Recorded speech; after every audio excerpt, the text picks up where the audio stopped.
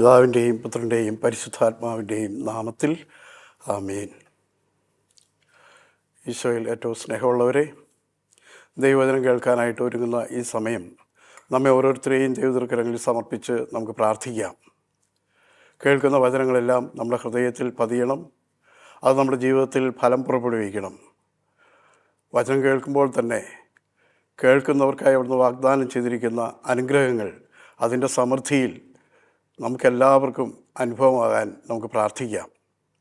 പരിശുദ്ധ അമ്മയുടെയും സകല വിശുദ്ധരുടെയും മാലാഖമാരുടെയും പ്രാർത്ഥനാ സഹായം നമുക്ക് അപേക്ഷിക്കാം. പ്രാർത്ഥിച്ച് അമ്മയുടെ മാധ്യസ്ഥം യാചിച്ച് വചനം കേൾക്കാനായിട്ട് നമുക്ക് ഒരുങ്ങാം. നന്മ നിറഞ്ഞ മറിയമേ സ്വസ്തി, കർത്താവ് അങ്ങയുടെ കൂടെ സ്ത്രീകൾ അങ്ങ് അനുഗ്രഹിക്കപ്പെട്ടവളാവുന്നു. അങ്ങയുടെ ഉദരത്തിൻ ഫലമായി ഈശോ അനുഗ്രഹിക്കപ്പെട്ടവനാവുന്നു. പരിശുദ്ധ മറിയമേ തമ്പുരാൻ്റെ അമ്മേ, പാപികളായ ഞങ്ങൾക്ക് വേണ്ടി ഇപ്പോഴും ഞങ്ങളുടെ മരണസമയത്തും തമ്പുരാനോട് അപേക്ഷിക്കണമേ. ആമേൻ. ഈശോയിൽ ഏറ്റവും സ്നേഹമുള്ളവരെ, നമ്മുടെ ജീവിതത്തിൽ പലപ്പോഴും ദൈവത്തിലേക്ക് അടുക്കുമ്പോൾ പലതരത്തിലുള്ള കഷ്ടതകളും ദുഃഖങ്ങളും ഒക്കെ കടന്നു വരാൻ സാധ്യതയുണ്ട്. ദൈവത്തിലേക്ക് അടുക്കാത്തവരുടെ ജീവിതത്തിലും ഉണ്ട്. ഈ അടുത്ത കാലത്ത് ഞാൻ ഒരിടവകയിൽ ഒരു ധ്യാനത്തിന് ചെന്നപ്പോൾ ഒരു പ്രിയപ്പെട്ട സഹോദരി അവരുടെ മകന് വേണ്ടി പ്രാർത്ഥിക്കാനുള്ള അപേക്ഷയുമായിട്ട് വന്നു. അവർ പറഞ്ഞു അവരുടെ മകൻ ഒരു എൻജിനീയറാണ്, ബിടെക് ബിരുദധാരിയാണ്. അവൻ ഒരു നല്ല കമ്പനിയിൽ IT മേഖലയിൽ ജോലി ചെയ്യുന്നു. അതിനേക്കാൾ കൂടുതലായിട്ട് ആ മോനെക്കുറിച്ച് അമ്മയ്ക്ക് കുറച്ച് നല്ല കാര്യങ്ങൾ പറയാനുണ്ടായിരുന്നു. എന്താണെന്ന് വെച്ചാൽ അവൻ ചെറുപ്പം മുതലേ ആത്മീയ കാര്യങ്ങളിൽ താല്പര്യമുള്ള ഒരു കുട്ടിയായിരുന്നു. പള്ളിയിൽ പരിശുദ്ധ കുർബാനയ്ക്ക് സഹായിക്കുക, കുർബാനയ്ക്ക് കൂടുക, അൾത്താർ ബാലനായിരുന്നു. പിന്നീട് അവൻ വളർന്നു വന്നപ്പോൾ കോളേജിലെല്ലാം പഠിക്കുന്ന സമയത്ത് പ്രാർത്ഥനാ ഗ്രൂപ്പെല്ലാം സംഘടിപ്പിക്കുന്നതിലും ജീസസ് യൂത്ത് മീറ്റിങ്ങുകൾ ഇങ്ങനെയുള്ള കാര്യങ്ങളെല്ലാം വളരെ ഇൻട്രസ്റ്റഡ് ആയിട്ടുള്ള ഒരു പയ്യനായിരുന്നു. എന്നാൽ ഈ അടുത്ത കാലത്തായിട്ട് അവന് അതിനോടൊന്നും താല്പര്യമില്ല. ചുരുക്കി പറഞ്ഞാൽ അമ്മ പറയുന്നത്, എനിക്ക് ഒറ്റ അപേക്ഷയുള്ളൂ, എൻ്റെ മോൻ ജീസസ് യൂത്തിലോ ആത്മീയ കാര്യങ്ങൾക്കോ ഒന്നും പോയില്ലെങ്കിലും ഞായറാഴ്ചയെങ്കിലും അവൻ ഒരു കുർബാനയിൽ പങ്കെടുക്കുകയും പ്രാർത്ഥിക്കുകയും ചെയ്താൽ മതിയായിരുന്നു. ഇപ്പോൾ കുറച്ച് നാളായിട്ട് ഞായറാഴ്ച കുർബാനയ്ക്ക് പോലും അവൻ പോകുന്നില്ല. ഞാൻ അമ്മയോട് ചോദിച്ചു, എന്താ അവന് പറ്റിയത്? അമ്മ പറഞ്ഞു, അവന് ഇൻറ്റിമേറ്റ് ഒരു 2-3 കൂട്ടുകാരുണ്ട്. അവരെല്ലാവരും ഒരുമിച്ച പ്രാർത്ഥനയിലും കാര്യങ്ങളും എല്ലാം ഒരുമിച്ചാണ് പോയിക്കൊണ്ടിരുന്നത്. എന്നാൽ കഴിഞ്ഞ ഒരു വർഷത്തിനിടയിൽ അവൻ്റെ ഇൻറ്റിമേറ്റ് ഫ്രണ്ട്സ് 3 പേരുടെയും കല്യാണം കഴിഞ്ഞു. അതിലൊക്കെ ഇവനെയും ക്ഷണിച്ചിട്ടുണ്ടായിരുന്നു. ഇവൻ കാര്യമായിട്ട് അതിൽ പങ്കെടുക്കുകയും എല്ലാം ചെയ്തു. എന്നാൽ ഈ ഒരു വർഷത്തിനിടയിൽ ഇവന് പലതരത്തിലുള്ള വിവാഹാലോചനകൾ വന്നു. എന്നാൽ ഒന്നും നടക്കുന്നില്ല. പല കാരണങ്ങളാൽ അത് മാറിപ്പോവുകയാണ്. അതോടുകൂടി അവനെന്തോ ഒരു നിരാശ. അവൻ പറയാൻ തുടങ്ങി, പ്രാർത്ഥിച്ചിട്ടൊന്നും കാര്യമില്ല. ഇത്രയും നാൾ ഞാൻ പ്രാർത്ഥനാ ഗ്രൂപ്പിൽ പോയി പ്രാർത്ഥിച്ചു, ആത്മീയ കാര്യങ്ങൾ എന്നെക്കൊണ്ട് ചെയ്യാവുന്നതെല്ലാം ചെയ്തു, യേശുവല്ലാതെ ഒരു ദൈവമില്ല, ഇത് പ്രഖ്യാപിച്ച ഞാൻ ജീവിച്ചിരുന്നത്.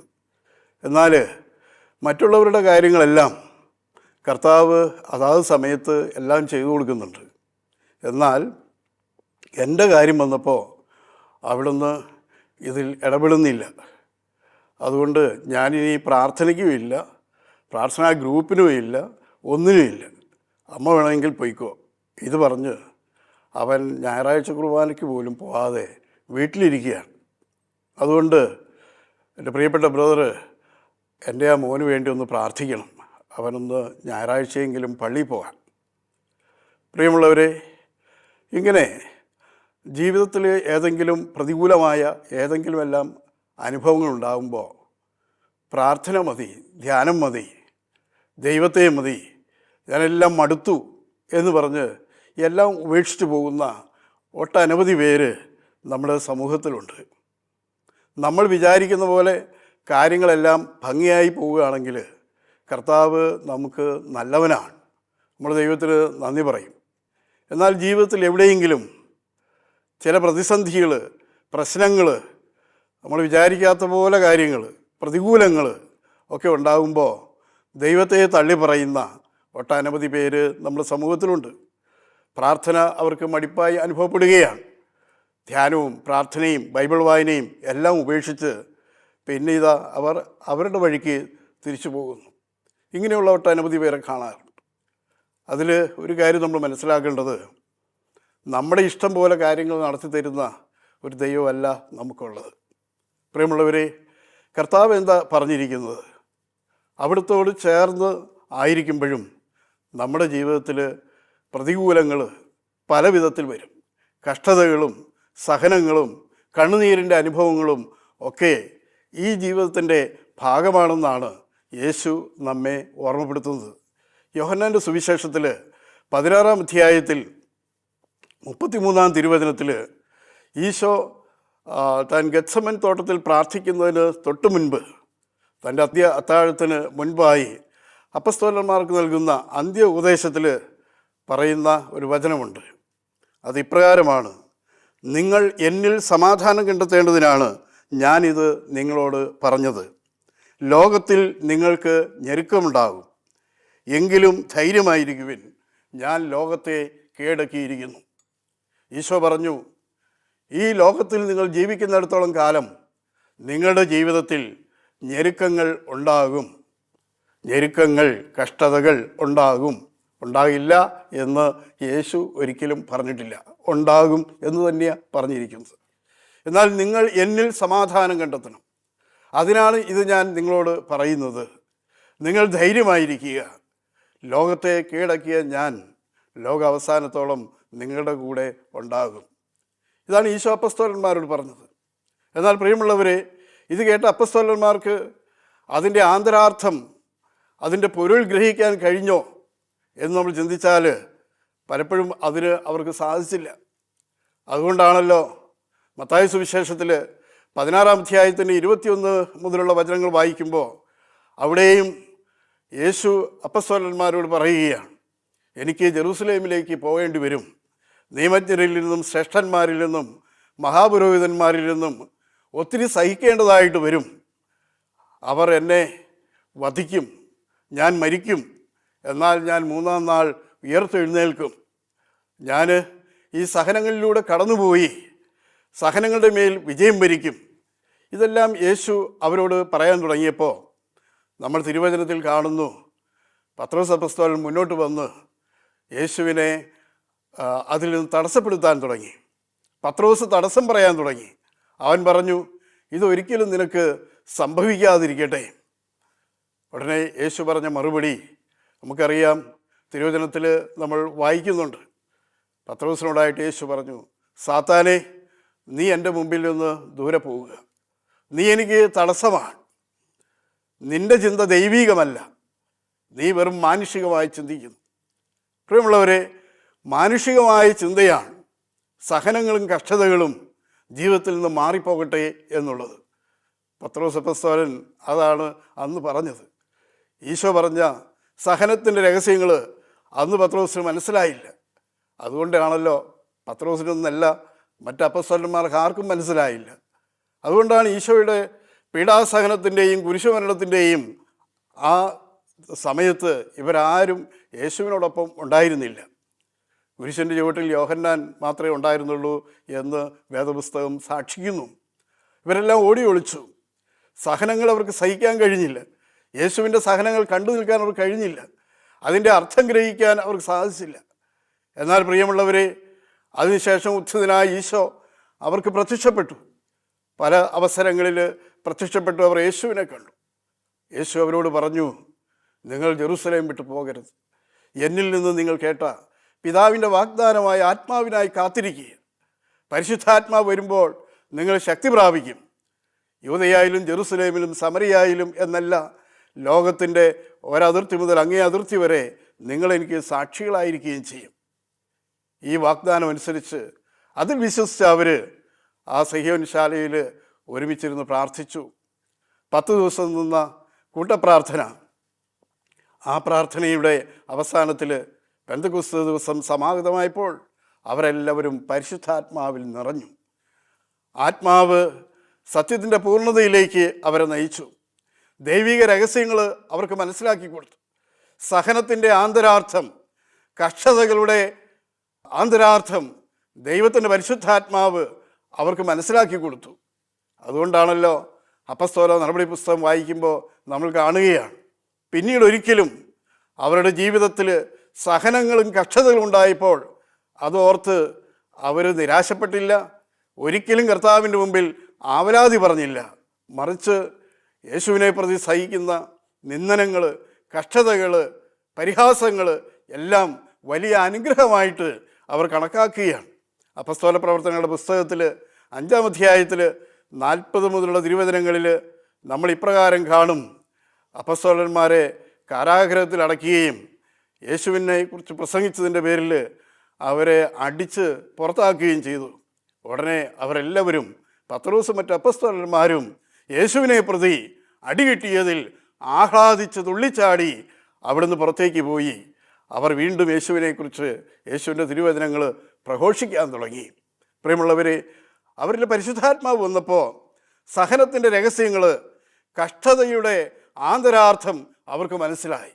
എന്നതുപോലെ ഇന്ന് ഞാനും നിങ്ങളും ഏതെങ്കിലും ദുഃഖകരമായ ഒരനുഭവത്തിലൂടെ കടന്നു പോവുകയാണെങ്കിൽ അതിൻ്റെ അർത്ഥം ഗ്രഹിക്കണമെങ്കിൽ ദൈവത്തിൻ്റെ പരിശുദ്ധാത്മാവ് വരണം. നമ്മൾ പരിശുദ്ധാത്മാവായ ദൈവത്തോട് പ്രാർത്ഥിക്കണം. ഒരുപക്ഷെ നമ്മളൊക്കെ പല വിധത്തിലുള്ള സഹനങ്ങളിലൂടെ കടന്നു പോവുകയായിരിക്കാം. രോഗമായിരിക്കാം, കുടുംബത്തിലെ പ്രശ്നങ്ങളായിരിക്കാം, കടബാധ്യതകളായിരിക്കാം, നമ്മുടെ കണക്കൂട്ടലുകളെല്ലാം തെറ്റുന്ന അനുഭവങ്ങളായിരിക്കാം. പലതരത്തിലുള്ള വിഷമസന്ധികളിലൂടെ, പ്രതിസന്ധികളിലൂടെ കടന്നു പോകുമ്പോൾ അതിൻ്റെ അർത്ഥം എന്താണ്? എന്താണ് ദൈവം ഇത് എനിക്ക് അനുവദിച്ചിരിക്കുന്നത്? ഇത് മനസ്സിലാക്കാൻ കഴിയണമെങ്കിൽ ദൈവത്തിൻ്റെ ആത്മാവ് നമ്മുടെ മേൽ വരണം. ആകയാൽ പ്രിയമുള്ളവരെ, ഈ വചനം കേൾക്കുമ്പോൾ നമ്മൾ ദൈവസന്നിധിയിൽ പ്രാർത്ഥിക്കണം. ദൈവത്തിൻ്റെ ആത്മാവേ, പരിശുദ്ധാത്മാവേ, എഴുന്നള്ളി വന്ന് എൻ്റെ ജീവിതത്തിലെ ഇപ്പോൾ ഞാൻ അനുഭവിക്കുന്ന സങ്കടങ്ങളുടെ, കണ്ണുനീരിൻ്റെ അർത്ഥം ഗ്രഹിക്കുവാൻ എന്നെ ശക്തിപ്പെടുത്തണമേ എന്ന് നമ്മൾ പ്രാർത്ഥിക്കണം. പരിശുദ്ധാത്മാവാണ് നമുക്ക് സഹനങ്ങളുടെ അർത്ഥം വെളിപ്പെടുത്തി തരുന്നത്. പ്രിയമുള്ളവരെ, പലതരത്തിലാണ് നമ്മുടെ ജീവിതത്തിൽ സഹനങ്ങൾ കടന്നു വരുന്നത്. ഏറ്റവും പ്രധാനമായി, ഒന്നാമതായി, ദൈവത്തിൻ്റെ വഴിയിൽ നിന്ന് ദൈവഹിതം നിറവേറ്റാതെ തന്നിഷ്ടക്കാരായി നമ്മൾ ജീവിക്കുമ്പോൾ, നമ്മൾ നമ്മുടെ വഴിക്ക് പോകുമ്പോൾ നമുക്ക് ചില തിരുത്തലുകൾ തരാൻ വേണ്ടി ദൈവം നമ്മുടെ ജീവിതത്തിൽ ചില സഹനങ്ങൾ അനുവദിക്കും. അതാണ് യോനാ പ്രവാചകൻ്റെ ജീവിതത്തിൽ നമ്മൾ കാണുന്നത്. യോനാ പ്രവാചകനെ ദൈവം വിളിച്ചു. നിനിവേയിലെ ആളുകൾ പാപത്തിൽ, തിന്മയിൽ ജീവിച്ചപ്പോൾ അവർക്ക് മാനസാന്തരത്തിൻ്റെ സന്ദേശം നൽകാൻ യോനായോട് ദൈവം പറഞ്ഞു, യോനാ, നീ പോയി നിനിവേയിൽ പോയി അനുതാപത്തിൻ്റെ, പശ്ചാത്താപത്തിൻ്റെ, മാനസാന്തരത്തിൻ്റെ സന്ദേശം നീ അവരെ അറിയിക്കണം. ഇത് കേട്ട യോനയ്ക്ക് അങ്ങോട്ടേക്ക് പോകാൻ ഒട്ടും മനസ്സ് വന്നില്ല. തിരുവചനത്തിൽ നമ്മൾ വായിക്കുന്നു, യോനാ പ്രവാചകൻ്റെ പുസ്തകത്തിലെ 1-2 അധ്യായങ്ങളിൽ യോന എന്താ ചെയ്തത്? അവൻ താർഷീഷിലേക്ക് പോകാൻ കപ്പൽ കയറി. നിനിവയിലേക്ക് പോകാൻ വിളിക്കപ്പെട്ട യോന അങ്ങോട്ടേക്ക് പോകാതെ വേറൊരു വഴി തേടി പോവുകയാണ്. താർഷീഷിലേക്ക് അവൻ കപ്പൽ കയറി. പിന്നീട് എന്താ സംഭവിച്ചതെന്ന് നമ്മളൊക്കെ വേദപുസ്തകത്തിൽ വായിച്ചിട്ടുണ്ട്. അവിടെ കാറ്റും കോളും പ്രതിസന്ധികളും എല്ലാം ഉണ്ടായി. കപ്പൽ അപകടത്തിൽപ്പെട്ട് മുങ്ങാൻ തുടങ്ങിയ അവസരത്തിലാണ് അവരിൽ ചിലർ യോനായെ കണ്ടെത്തിയത്. യോന കപ്പലിൻ്റെ അടിത്തട്ടിൽ കിടന്ന് ഉറങ്ങുകയായിരുന്നു എന്നാണ് ബൈബിളിൽ നമ്മൾ വായിക്കുന്നത്. അവരെല്ലാവരും ആവലാതിയിൽ കപ്പൽ മുങ്ങുന്നതിൽ സങ്കടപ്പെട്ട് ഓടി നടന്നു. അപ്പോഴാണ് അവർക്കൊരു സന്ദേശം കിട്ടിയത്, ഈ ദൈവഹിതം നിറവേറ്റാതെ ആരോ, ദൈവഹിതത്തിന് വിരുദ്ധമായി പ്രവർത്തിക്കുന്ന ആരോ ഈ കപ്പലിലുണ്ട്. അതാരെന്ന് കണ്ടെത്താൻ നറുക്കിടണം. പ്രിയമുള്ളവരെ, അവർ നറുക്കിട്ടു. കുറി വീണത് യോനയ്ക്കാണ്. യോനായെ അവരെടുത്ത് കടലിലേക്ക് എറിഞ്ഞു. നമുക്കറിയാം, കടലിൻ്റെ അടിത്തട്ടിൽ അവിടെ കിടക്കുമ്പോൾ യോനായെ ഒരു മീൻ വന്ന് വിഴുങ്ങി. ആ മീനിൻ്റെ ഉള്ളിൽ, ഉദരത്തിലായിരിക്കുന്ന ആ സമയത്താണ് തനിക്ക് വഴിതെറ്റിപ്പോയി എന്ന വിചാരം. ഞാൻ ദൈവഹിതം നിറവേറ്റാതെ തന്നിഷ്ടക്കാരനായി ജീവിച്ച് ഇതാ ഇവിടെ എത്തിയിരിക്കുന്നു. അവൻ ആ മീനിൻ്റെ ഉള്ളിൽ കിടന്ന് ദൈവസന്നിധിയിൽ പ്രാർത്ഥിച്ചു, യോനാ പ്രവാചകൻ്റെ പുസ്തകം 2-ാം അധ്യായം 2-ാം വചനത്തിൽ നമ്മൾ ഇപ്രകാരം വായിക്കും, തൻ്റെ കഷ്ടതയിൽ അവൻ കർത്താവിനോട് നിലവിളിച്ചപേക്ഷിച്ചു, കർത്താവേ, എനിക്ക് വഴിതെറ്റിപ്പോയി, ഞാൻ തെറ്റായ വഴിയിലൂടെ പോയത്, നിൻ്റെ ഇഷ്ടം ഞാൻ നിറവേറ്റിയില്ല, കരുണയായിരിക്കണമേ. യോനാ പ്രാർത്ഥിച്ചു. യോനായുടെ പ്രാർത്ഥന കേട്ട ദൈവം ഇതാ 3-ാം നാൾ 3-ാമത്തെ ദിവസം ആ മീനിനോട് കൽപ്പിക്കുകയും അവനെ നിനിവയിലെ ആ തീരത്ത് ആ മത്സ്യം കൊണ്ടുപോയി ഛർദ്ദിച്ചിടുകയും ചെയ്തു.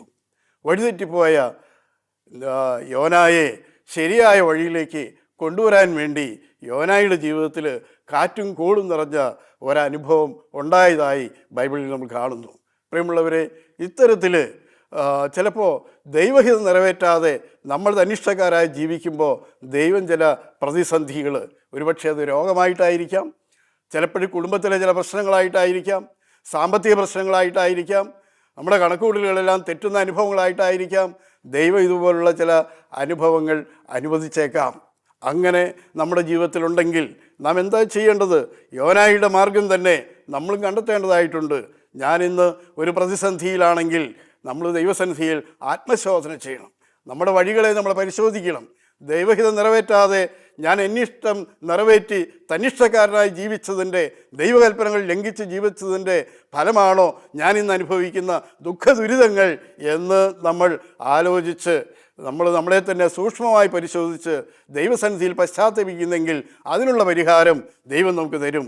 107-ാം സങ്കീർത്തനത്തിൻ്റെ 17 മുതൽ തിരുവചനങ്ങളിൽ നമ്മൾ വായിക്കുന്നുണ്ട്, പാപകരമായ മാർഗങ്ങൾ പിന്തുടർന്ന് ചിലരെല്ലാം രോഗികളായി തീർന്നു, തങ്ങളുടെ അകൃത്യങ്ങളാൽ അവർ ദുരിതത്തിലായി, അവർ എല്ലാത്തരം ഭക്ഷണത്തെയും വെറുത്തു, തങ്ങളുടെ കഷ്ടതയിൽ അവർ കർത്താവിനെ വിളിച്ച് അപേക്ഷിച്ചു, അവിടുന്നാകട്ടെ വചനമയച്ച് എല്ലാവരെയും സുഖപ്പെടുത്തി. പ്രിയമുള്ളവരെ, കഷ്ടതയിൽ അതിന് കാരണം നമ്മുടെ തന്നെ തന്നിഷ്ടപ്രകാരമുള്ള ജീവിതമാണെങ്കിൽ തിരുത്താൻ തയ്യാറായാൽ കർത്താവ് അതിന് നമുക്ക് പ്രതിപതി തരും. അവിടെ നമ്മൾ കർത്താവ് സുഖപ്പെടുത്തും, അനുഗ്രഹിക്കും. Praise the Lord, hallelujah. യേശുവേ നന്ദി, യേശുവേ സ്തുതി, യേശുവേ ആരാധന. പ്രിയമുള്ളവരെ, മറ്റൊരു തരത്തിൽ നമ്മുടെ ജീവിതത്തിൽ സഹനങ്ങൾ ഉണ്ടാകാം.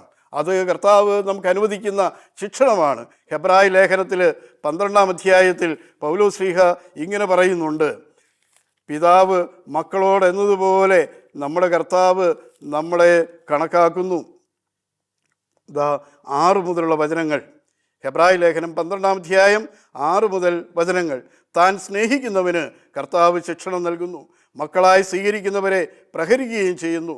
ശിക്ഷണത്തിന് വേണ്ടിയാണ് നിങ്ങൾ സഹിക്കേണ്ടത്. മക്കളോടെന്നതുപോലെ ദൈവം നിങ്ങളോട് പെരുമാറുന്നു. പിതാവിൻ്റെ ശിക്ഷണം ലഭിക്കാത്ത ഏത് മകനാണുള്ളത്? എല്ലാവർക്കും ലഭിക്കുന്ന ശിക്ഷണം നിങ്ങൾക്ക് ലഭിക്കാതിരുന്നാൽ നിങ്ങൾ മക്കളല്ല, ജാരസന്താനങ്ങളാണ്. ദൈവം നമ്മെ പരിശീലിപ്പിക്കുന്നത് നമ്മുടെ നന്മയ്ക്കും തൻ്റെ പരിശുദ്ധിയിൽ നാം പങ്കുകാരാകുന്നതിനും വേണ്ടിയാണ്. എല്ലാ ശിക്ഷണവും സന്തോഷപ്രദമെന്നതിനേക്കാൾ വേദനാജനകമായി തൽക്കാലത്തേക്ക് തോന്നുന്നു. എന്നാൽ അതിൽ പരിശീലിപ്പിക്കപ്പെട്ടവർക്ക് കാലാന്തരത്തിൽ നീതിയുടെ സമാധാനപൂർവമായ ഫലം ലഭിക്കുന്നു. അപ്പോൾ കർത്താവ് നമ്മെ പരിശീലിപ്പിക്കുന്നതിന് വേണ്ടി, അവിടുത്തെ പരിശുദ്ധിയിൽ നമ്മളെല്ലാം പങ്കുകാരാകാൻ വേണ്ടി ശിക്ഷണം എന്ന രീതിയിൽ നമ്മുടെ ജീവിതത്തിൽ ചില സഹനങ്ങൾ അനുവദിക്കും. ആ സഹനങ്ങൾ ദൈവത്തിൻ്റെ പരിശുദ്ധിയിൽ നമ്മൾ പങ്കുകാരാകാൻ വേണ്ടിയാണ്. വിശുദ്ധ പത്രോസ് അപ്പോസ്തലൻ 1-ാമത്തെ ലേഖനത്തിൽ, പത്രോസ് എഴുതിയ 1-ാമത്തെ ലേഖനത്തിൽ 4-ാം അധ്യായത്തിൻ്റെ 12 മുതൽ തിരുവചനങ്ങളിൽ ആ കാര്യം വിശദീകരിക്കുകയാണ്. പത്രോസ് അപ്പോസ്തലൻ ഇപ്രകാരം പറയും, 4-ാം അധ്യായത്തിൻ്റെ 12 മുതൽ വചനങ്ങൾ. പ്രിയപ്പെട്ടവരെ, നിങ്ങളെ പരിശോധിക്കാനായി അഗ്നിപരീക്ഷകൾ ഉണ്ടാകുമ്പോൾ അപ്രതീക്ഷിതമായതെന്തോ സംഭവിച്ചാലെന്ന പോലെ പരിഭ്രമിക്കരുത്. ക്രിസ്തുവിൻ്റെ പീഡകളിൽ നിങ്ങൾ പങ്കുകാരാകുന്നതിൽ ആഹ്ലാദിക്കുവിൻ. അവൻ്റെ മഹത്വം വെളിപ്പെടുമ്പോൾ നിങ്ങൾ അത്യധികം ആഹ്ലാദിക്കും. 19-ാം വചനം.